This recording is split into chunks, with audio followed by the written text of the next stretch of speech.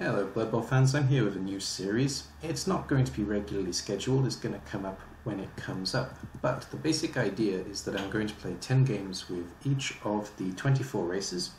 I'm not going to show the actual games, but I am going to go through my decisions post-game and some of the key things that happened during the game, as much as I can remember. I'm considering doing a highlight reel, but it's not very likely it will actually happen, so let's assume that it won't. However, the first race that I've chosen is Humans, and I have the team 10 games with Humans. And they have the motto, anything you can do, we can do, kind of. And if we have a look at the start of the team started with an Ogre, 4 Blitzers, Thrower, Catcher, and 4 Linemen. Pretty standard setup with 3 team rerolls. The Blitzers are obviously going to be the key pieces in my team. They're going to be the main ball protectors and ball sackers, and generally going to work to make sure that I have control of the pitch. The linemen are of course going to be the line ready to die. The thrower and catcher are going to work as they are intended to. I do throw and catch with Humans, and the Ogre is going to be there to basically stand in the way and occasionally beat things up. Also, if I happen to take Puggy as a star, then he'll throw Puggy around the pitch. And the way Humans basically work is that they try their best to play to their opponent's weaknesses. So if you're against a team that is fast, you try and beat them up. If you're against a team that is strong, you try and outspeed them. My first opponent was Wood Elves, and let's have a look at the first game. It didn't go well. I lost 3-1. And it was a game against Varkson, who is definitely no joke as a coach. In fact, he's one of the best coaches I know. And he was playing his AD English Invitational team, actually. He was playing one of his spins. And he managed to beat me 3-1. Kick was a very important skill, and it's a good thing the kick player got MVP, actually, because he deserved it. He was the main point of the game, for certain. I think all 3 touchdowns were actually scored because of a good kick, so that tells you a lot and how useful this kick skill really is on the Elf team, especially against Humans. I did introduce Puggy, and Puggy had 3 attempts at scoring. He got splatted in all 3 of them, so that didn't work very well, but it was worth a try. And I did actually manage to pull off 1 score by also bluffing with Puggy, where it looked like I was going to throw him. Varkson countered Puggy, and then I moved up the other side of the pitch. Actually, no, that score didn't work when I think about it. I had about 4 scoring threats, and all of them failed, apart from the 1. But never mind. The one that we actually did score, I think it was quite a good play. I may actually include it as a highlight. In fact, I will. I'll definitely include it as a highlight as the last bit of the game, because it was something that Varkson didn't even see coming. And it didn't change the game at all, but it was I think it was the best play of the game. So I will do a quick highlight of that afterwards, after I've done the little rundown. So the Humans managed 1 touchdown, they had 3 passes, they had 10 armor breaks, which wasn't very much, and the Ogre, fantastic, got MVP. There are 3 touchdowns, 4 passes, 4 armor breaks, and a death on the lineman team. So a lot of passing on both sides, and the passes actually were quite useful on the Human team as well as the Wood Elf team. They both led to scoring opportunities, and in the Wood Elf team they actually led to scores, mostly. There was lots of SPP as well, as you can see. Absolutely loads. I'm not going to have a look at the dice or anything like that, that's just silly, but I will have a look at the team as it is now, because we need to do some development, and this is the point of the video, to tell you why I'm doing what I'm doing. So the only development that I've got is the Ogre. He's going to level up, and I also have 80k in the bank, so I'm going to make my first purchase. My first purchase is, of course, the Apothecary. Now the reason I buy the Apothecary first is because it's better having the ability to reroll a dead player than replacing a dead player every time you have one. So the Apothecary protects these players basically, and it's also a more worthwhile purchase than buying a lineman. If, for example, a lineman did die, I would leave the lineman dead and use a loner for a game or 2, as many as needed. And the only development, like I say, well, I've got pretty close to 2 blitzers, so I'm going to try and level them up. I did actually manage to touchdown with a blitzer, and I was trying to do touchdowns with blitzers every time. But Puggy was also a real scoring threat, so I had to use him as such. And the Ogre's leveled up. Let's see what he gets. He gets normals, 3-1. So, there are a few options that I have here that are useful on an Ogre. Guard, without saying. That's useful in terms of working in tandem with other human players. Stand firm is useful for keeping you, first of all, on the pitch and also keeping you in a position that is really annoying. And grab is good for controlling the pitch, so I'm definitely going to go for one of these. These are the free options that I want to get eventually on the Ogre regardless. You can make an argument for break tackle, though I don't like break tackle bonehead combination, and you can make an argument for Juggernaut, but again, I don't really like it with bonehead combination, but that's just me. If I use one of these skills, basically I feel the need to use the Ogre, and a lot of the time I don't use the Ogre, I just stand in the way. We're going to start off with Guard, because Guard is the most useful skill. You can use Ogre with 2 blitzers around him or 2 linemen around him, and you can get free blocks. 3 free blocks. I'm sounding like Full and Glory now, saying free freeze. Yes, so Guard is the option. And that's basically it for the first game. So I'm just going to do a little highlight at the end of this. Enjoy! Alright, so here is the highlight. This is the standout as it is. You can see the Wood Elves in purple, of course, and the humans are all in line and ready to play. Now, there are a few plays I could have done here, but remember that I am 2-0 down, so realistically I have to score this turn. And I found a way, almost immediately, how to score. I'm going to give you a couple of seconds to see if you can see it, and think about what you would do in this situation in general, as this is basically for beginners. And then I'll say what one of the other options were, because there are 2 options here, and then I'll show you what I actually did. So if you want to, pause the video. If you don't want to, then I'll give you a couple of seconds to think about it.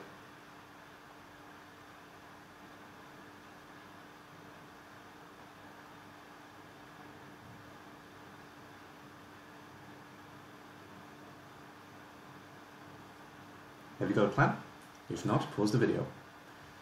So there are 2 options basically here. I can use these pieces over here to utilize this side of the board, because at the end of the day the Wood Elves are mostly stuck over here, but keep in mind Wood Elves can move quickly, and it's definitely not a guaranteed score. But the catcher is ready to score in 2 turns, so that is one option. That is the, maybe you can even argue the sensible option, but I want to at least draw this game, so I have to score this turn. What I actually did was this.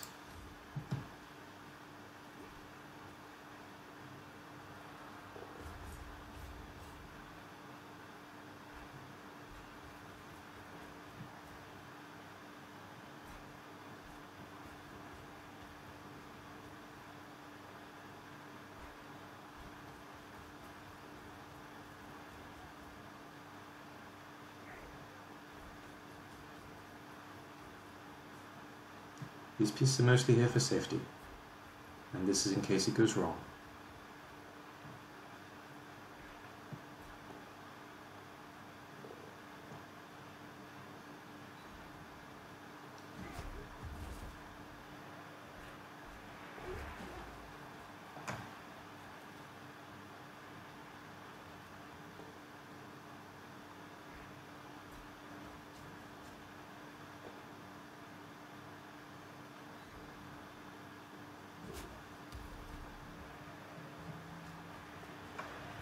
Did I have to roll a lot of dice? Yes, I did. Did I have to get a little bit lucky making sure the War Dancer went down?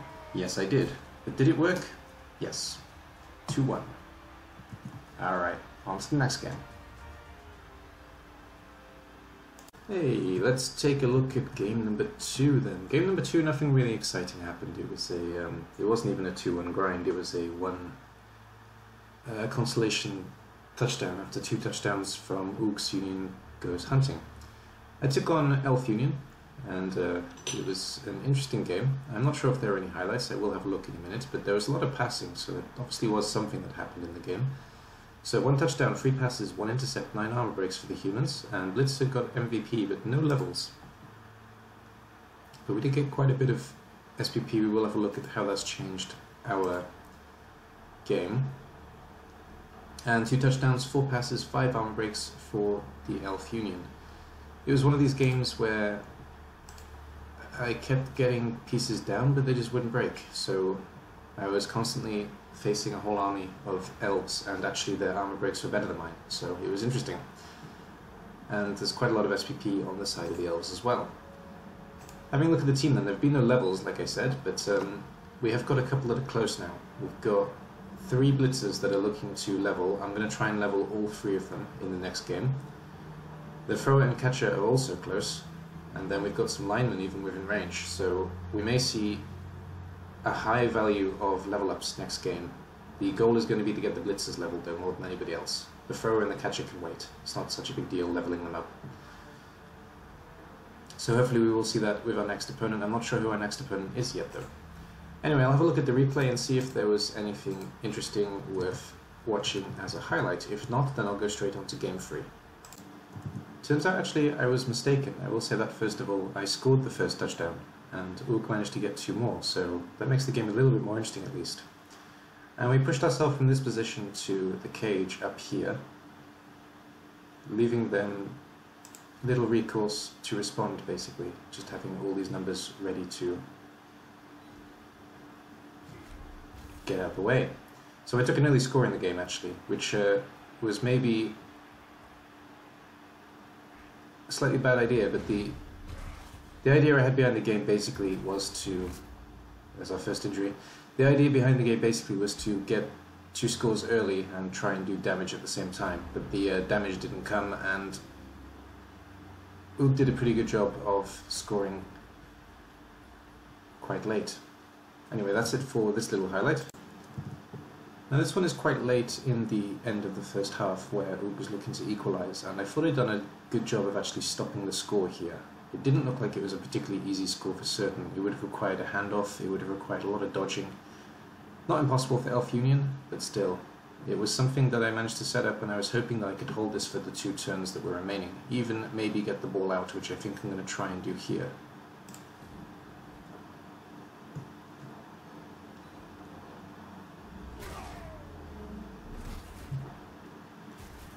So by pushing this piece over here, I've completely locked up this ball as much as I possibly can. And I'm even going to put a position...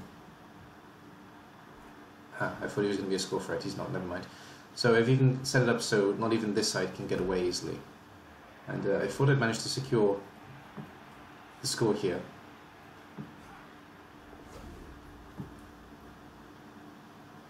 This is very basic stalling tactics, just trying to hold him for these 2 turns, and even though he can definitely push things out of the way, it's very unlikely he can get the ball this turn at the very least.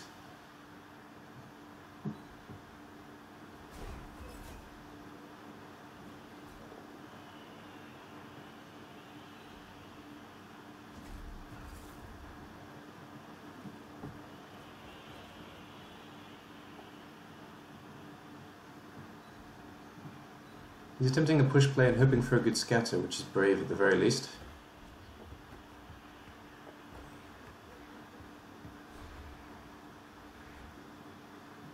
And a good scatter it is.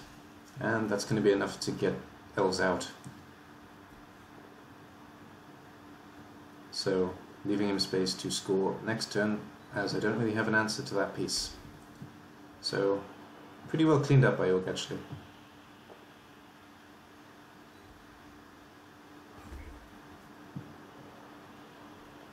Though I still have this piece standing here, so I'm wondering how he actually got away with this, to be honest. So I may actually play this through till the end, see how the score actually happened.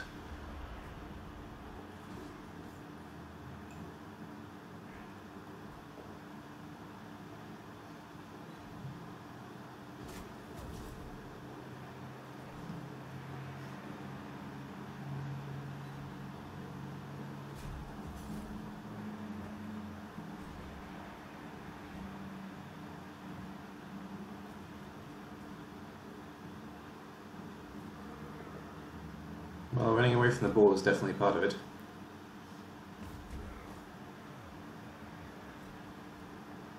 As is releasing the sidestep piece, actually, that was bad decision making. I went for the ball, I see.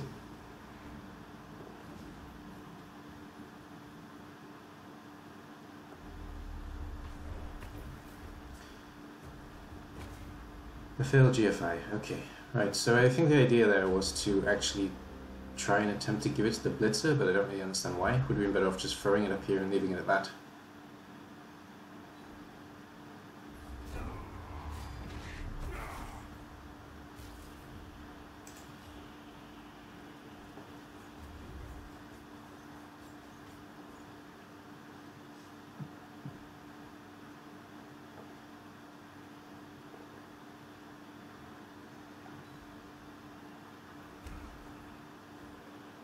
should be good enough. Just run the ball around and pass.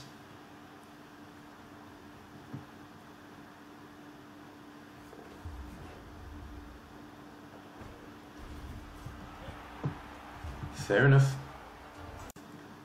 This whole half had basically been a struggle for the ball. We spent a lot of time over here. Well, first of all, he managed to score. We started with me trying to push up... him coming down this way and trying to push this way, struggling. Then a very nice pass all the way across the field led to a score down in the corner. Nothing I could have done about that in the end.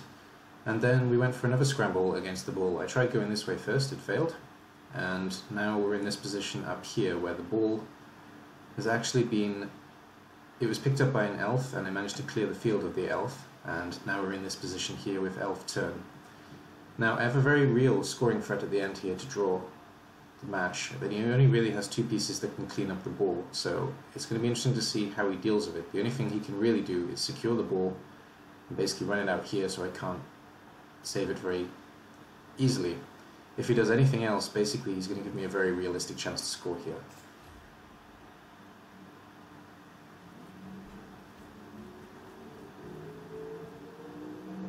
Well, there's the blitz. Try and get me off the ball. Okay.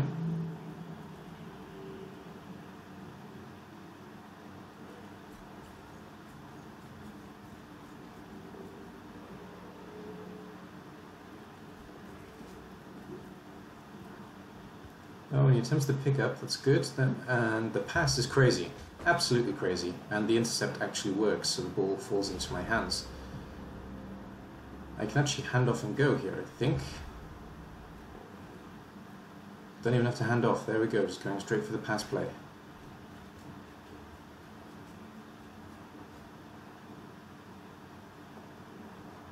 But the pass unfortunately fails, and I don't manage to draw the scoreline. But that ends up being the end of the game. Alright, on to 3. Alright, let's have a look at game number 3 then. Please ignore the troll and the ogre that are in the background making hungry sounds. Can't really do much about that at the moment. Game number 3 actually took on Khemri, and Fallen Glory was leading the Bony Wall. We had a pass in the game that worked out well. We had 3 armor breaks, and Blitzer got MVP and actually leveled up. I got a couple of levels out of this game, but not as many as I wanted. And of course the loss was a pretty hard one as well. I think Fallen Glory will happily admit that the dice helped him a bit. I wouldn't say they were the deciding factor, but they definitely made it 2-0 as opposed to, well, even potentially a draw. But he got away with it, so that's fine. And Ali Barbad had a hell of a game, to be honest. He actually stabbed the ogre at one point, which was a lot of fun. And the Spooky Scary Skeletons, they got 2 touchdowns, 13 armor breaks, and an expulsion because there was a bit of fouling. And it kind of... There was no fouling, sorry. Ali Barbad was the expulsion, of course. There was no fouling at all. Forget that. So I actually got 2 level ups, a thrower and a blitzer, though the thrower also got movement busted. We'll have a look at the team in a little second, though. And Fallen Glory didn't really get much in terms of SPP, just 6, as Ali Barbad took the man of the match. So, there is some development on the team now, and that's basically what this video is about, so let's have a look at that then. First of all, I've got a blitzer leveling up finally, and game 3, it's quite late actually for a level up on a blitzer, but there we go, and he's rolled normals. So my basic options are I can take tackle, I can take guard, and I can take mighty blow, depending on which one I want. If I take tackle, I'm going to be looking more to use him as a hunter-killer. If I take guard, I'm going to be using him more as a utility piece. I already have guard on the team though, in the form of the ogre. And if I take mighty blow, I'm basically looking to develop him quickly. And because I already have the 1 guard with the ogre, and I could do with a little bit of damage control, I am going to take mighty blow on this piece. It would start going a lot louder and quicker now, wouldn't it? Sorry about the sound in the background. Can't do much about it at the moment. This time I have to record. And the thrower, he took a movement bust in the game, and it basically depends on what he rolls. If he rolls normals, he's fired, and I'm going to replace him. If he rolls something more interesting, then I'll consider keeping him. Let's have a look. Okay, 11. That actually gives him agility, which means that he is actually worth keeping in the team, because even though I can't move in that extra 1 space, I do get that extra chance to get a +1 to pass. So they kind of counteract each other. I'll keep him in the team for now. Happy days. Okay, obviously he's going to be out for next game though. I may actually consider buying an extra piece here as well, because I have 120 to play with, and I'm going to be playing with Valona next game, which I really don't want to be doing. I may actually take a second catcher at this point in time, though I would like to level the catcher first, so I may leave it for one more game. In fact, I think I will. I'm going to leave it for one more game, hoping to level up the catcher, and still hoping to level up these 2 blitzers. Need to get some scores on the board in order to do that, though. That was it for the game. We'll have a look at some highlights, though. There weren't many, but I'll see what I can find. See you in a second.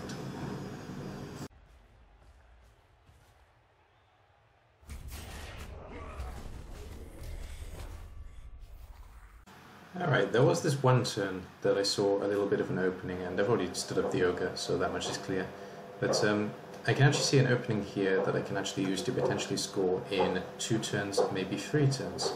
Like I did for the first game. I'll let you have a look at it for a second. You can pause it if you want to, and see if you can figure out exactly what I mean by a pretty clear gap. Keep in mind that these can only move 6, and these can only move 4.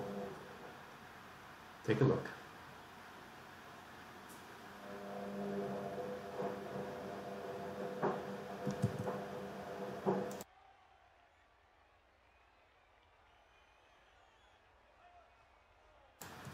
Alright, that should be enough. If you need longer, then by all means do pause it.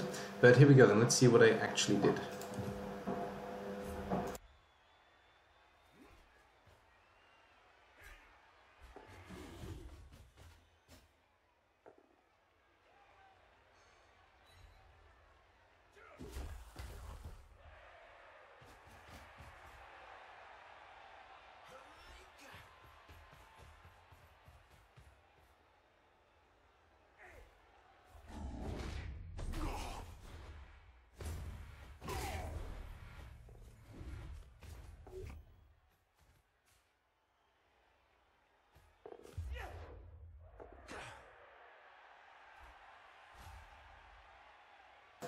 Alright, it was very much a roll-heavy move, of course, but it does give me the movement in order to get up the pitch quite quickly. I can get to the end zone in 2 turns. And it also forces Fallen Glory to commit some pieces over this side, so I can potentially use this area as well. I think it's the one play in the game that I did that was quite nice, though of course it required rolls. But we had a piece with block, we had a piece with pass, and we had a piece with catch, so I had with the reroll ready to go. I was quite comfortable about making that play. Though defending it is pretty difficult, it requires me not to move this piece, but by not moving this piece it's pretty difficult for Fallen Glory to react to the situation optimally. So there we go, that's the one highlight.